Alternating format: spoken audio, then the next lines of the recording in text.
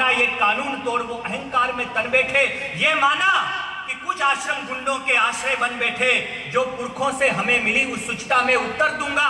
मैं तो कवि हूं, इन प्रश्नों का कविता में उत्तर दूंगा।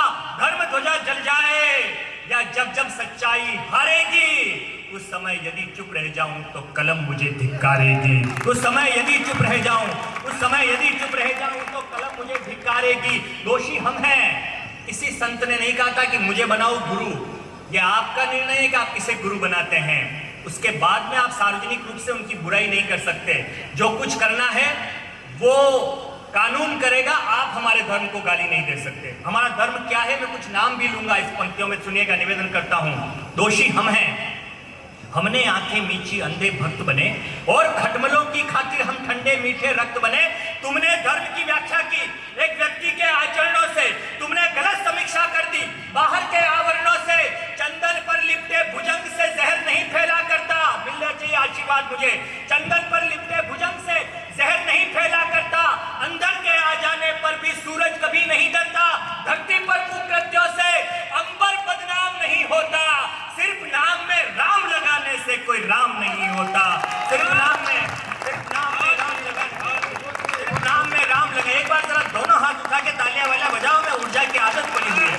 सिर्फ नाम लगाने से कोई राम नहीं होता। और निवेदन करता हूं, टेलीविजन के चैनल गुरुदेव गालियां दे देते हैं बैठ के, दो लोगों को आमने सामने बिठाते और हमारे धर्म पर चर्चा करते हैं। तुम चटकारे ले लेकर ये सब दृष्टांत सुनाते हो।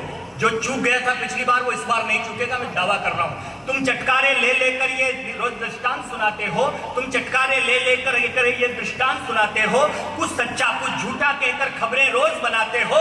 तुमने ईश्वर को इंसानी कचहरी में खड़ा किया, तुमने अपने हित के खातिर इस अपयश को बड़ा किया। अरे जुगनू की तासीर यही, जुगनू की तासीर यही, वो अंधकार में जलता है।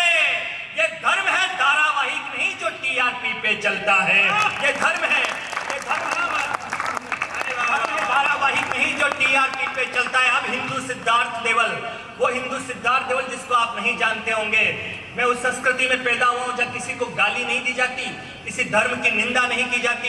सुबह उठता हूं और अपनी जगदम्बा मां करणी की आराधना करके घर से निकलता हूं, तब निवेदन करता हूं, सुनिएगा कि पर मीठी झीलों पर विष की बूंद प्रभावी कहां हुई। घबराने की जरूरत नहीं है, कविता के लोग बैठे हैं, आप कोई कुछ नहीं बिगाड़ सकता हमारा। मैं